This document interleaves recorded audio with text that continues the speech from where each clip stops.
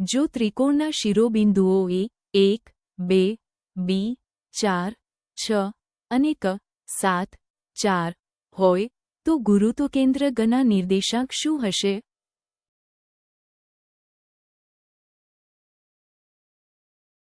સાચો જવાબ છે જી 4, 4.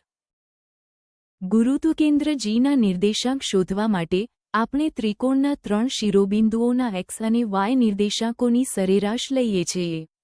આ કિસ્સામાં એ 1, 2, બી 4, 6 અને ક 7, 4 ના એક્સ નિર્દેશાંકોની સરેરાશ 1, 4 અને 7 છે, જે 12 થાય છે, અને તેને 3 વડે ભાગીએ તો 4 મળે છે.